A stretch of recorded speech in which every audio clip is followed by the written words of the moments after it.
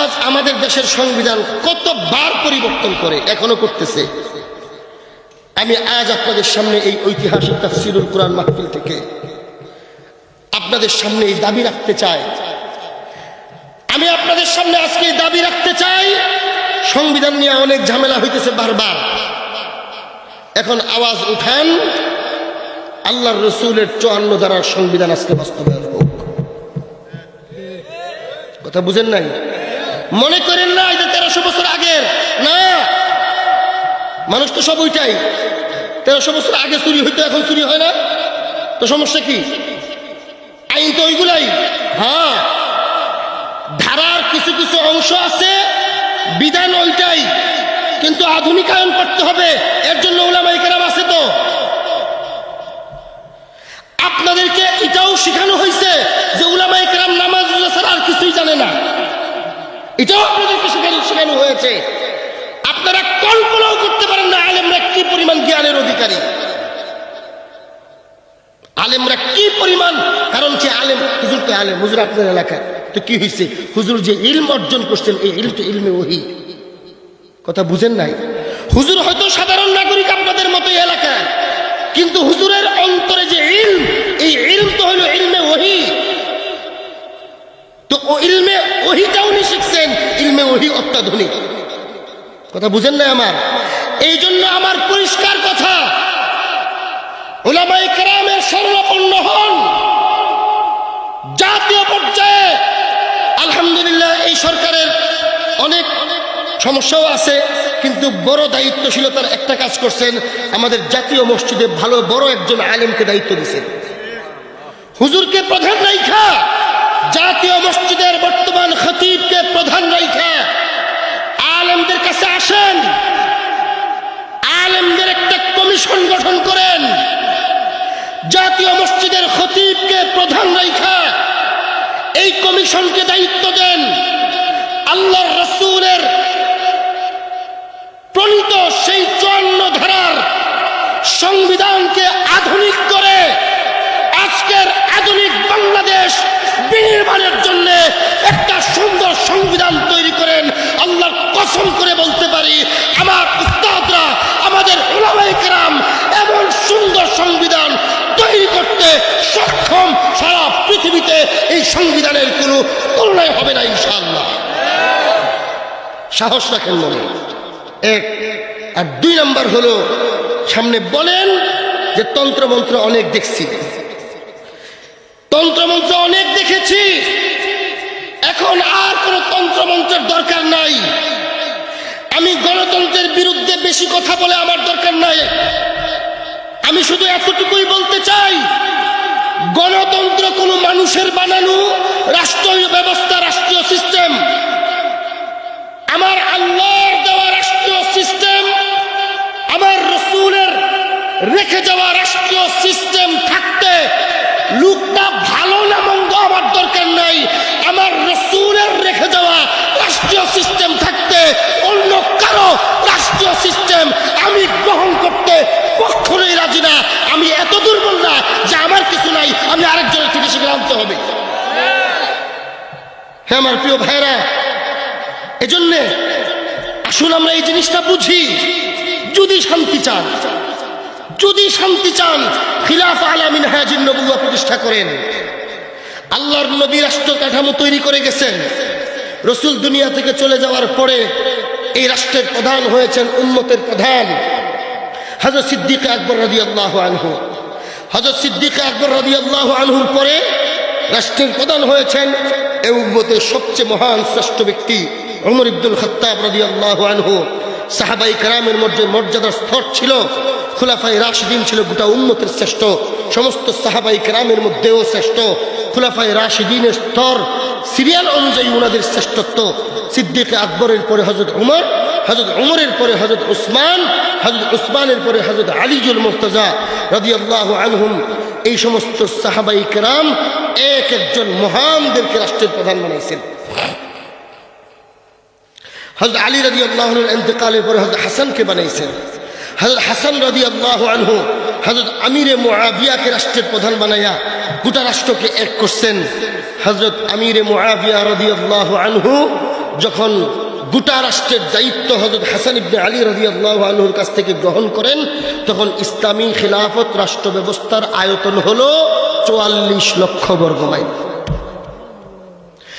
আমির মুআবিয়া রাদিয়াল্লাহু আনহু রাষ্ট্র চালাইলেন ২০ বছর। ওনার ইন্তেকালের সময় ৬৪,৬৬,০০০ বর্গ মাইল ইসলামী রাষ্ট্র।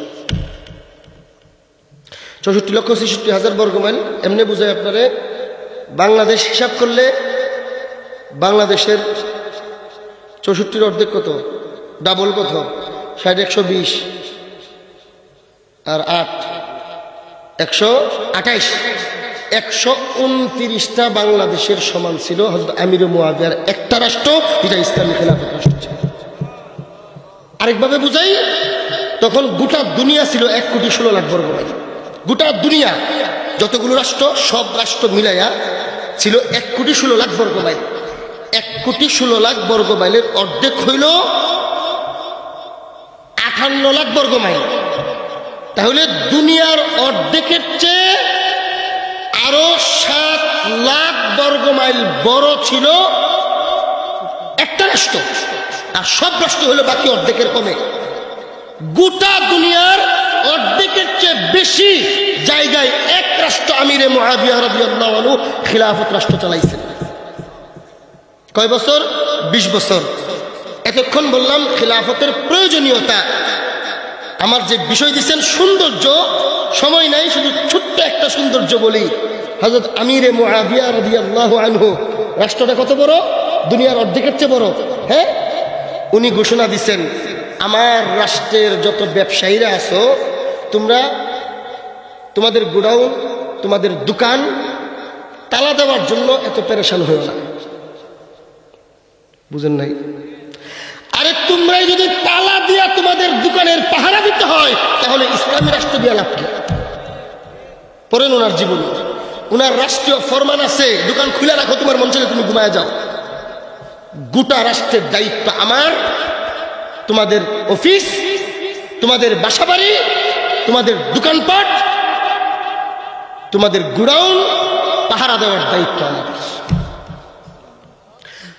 হযরত মুফতি হযরত মাওলানা পাকিস্তানের মনজুর আহমদ বেঙ্গল হাফিজাহুল্লাহ বাংলাদেশে এসেছিলেন, আপনাদের সিলেটেও আসছেন। হুজুরের তাহকিক হইল খুলাফায়ে রাশিদিনের 50 বছর, খুলাফায়ে রাশিদিনের 30 বছর, আমিরে মুআবিয়ার 20 বছর।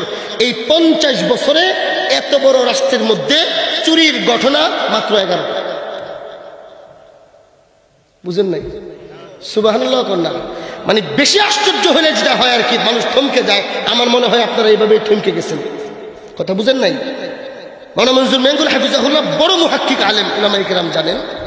হুজুরের তাহকিক ওনার দর্শে উনি বলছেন, বাংলাদেশেও যে আসছিলেন, বাংলাদেশেও কোনো একটা দর্শে তিনি এই কথাটা বলছেন, এখানেও বলছেন। 50 বছরে আবু বকর সিদ্দিক রাদিয়াল্লাহু থেকে নিয়ে আমিরে মুআবিয়া পর্যন্ত 50 বছরে এত বড় বিশাল রাষ্ট্রের চুরির ঘটনা মাত্র 11টা। এটা হলো ইসলামী রাষ্ট্রের সৌন্দর্য। হযরত ওমর ইবনে আব্দুল আজিজ রাহমাতুল্লাহ আলাইহির সময় ঘটনা আছে, আমি অনেক সময় প্রায় সময় শোনাই, এখানে শোনাবো না, শুধু এতটুকু বুঝেন। ওনার সময়ে এক প্রদেশের অবস্থা এমন ছিল, তাদের পুরা দেশের একজন নাগরিকও ঋণগ্রস্ত নাই। একজন নাগরিক পুরুষের বউয়ের মোহর বাকি নাই, এবং রাষ্ট্রীয় খরচে এগুলা ঋণ দিছে রাষ্ট্র। রাষ্ট্র ঋণ আদায় করে দিয়া গোটা রাষ্ট্রের জনগণকে ঋণ মুক্ত করছে। যে সমস্ত পুরুষদের মোহর বাকি ছিল, ওদেরকে মোহর রাষ্ট্রের পক্ষ থেকে দিয়া মোহর আদায় করছে। যে সমস্ত রাষ্ট্রে যে সমস্ত ছেলে মেয়েরা প্রাপ্তবয়স্ক ছিল, বিয়ের উপযুক্ত, কিন্তু খরচের কারণে পরিবার বিয়ে করাইতে পারে না, রাষ্ট্রের পক্ষ থেকে খরচ দিয়া ওদেরকে বিয়ের ব্যবস্থা করা দিছে। বিয়ার বাকিও কেউ নাই। কথা বুঝতেছেন? এই হলো ইসলামী রাষ্ট্রের সৌন্দর্য, এই হলো খিলাফত রাষ্ট্রের সৌন্দর্য। শেষ কথা হলো এটা, খিলাফত রাষ্ট্র সুন্দর হোক আর অসুন্দর হোক, নামাজ যেমন আমার উপরে ফরজ, যাকাত যেমন আমার উপরে ফরজ, রোজা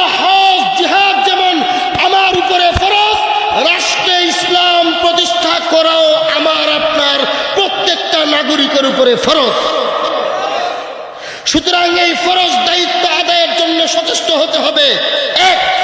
2 নম্বর দাওয়াত হলো পৃথিবীর ইতিহাসে ইসলামী খেলাফত রাষ্ট্রের চাইতে সুন্দর, আরাম এবং শান্তিপূর্ণ রাষ্ট্র পৃথিবীর ইতিহাসে দ্বিতীয় আর কেউ দেখাইতে পারে নাই। সুতরাং আজ আমরা ইবাদত হিসাবে ইসলামী রাষ্ট্র চাই। আজ আমরা নামাজের মতো ইসলামী রাষ্ট্র চাই। আজ আমরা রোজা রাখি যেই গুরুত্ব দিয়ে, সেই গুরুত্ব সহ ইসলামী রাষ্ট্র চাই। আল্লাহর বিধান সুদকে হারাম করার জন্য রাষ্ট্র ইসলাম চাই। আল্লাহর চুরির বিধান বাস্তবায়নের জন্য রাষ্ট্র ইসলাম চাই। আল্লাহর এক একটা কোরআনের বিধান বাস্তবায়নের জন্য রাষ্ট্র ইসলাম আমরা চাই। যারা দায়িত্বে আছে তাদেরকে আমরা বলতে চাই, রাষ্ট্রে ইসলাম আনো, ইসলাম অনুযায়ী রাষ্ট্র চালাও। গণতন্ত্র অথবা তোমাদের বানানো তন্ত্রমন্ত্র দিয়ে এই রাষ্ট্র বিগত 50 বছর, আগের পাকিস্তানের 24 বছর, 73 বছরে শান্তি দিতে পারে নাই। তোমাদের এই তন্ত্রমন্ত্র, মানুষের বানানো সংবিধান আমরা আর দেখতে চাই না। আগামী সংশোধনী সংবিধান হবে ইসলামের সংবিধান, রাসূলের রেখে যাওয়া সংবিধান, মদিনা সনদের সংবিধান।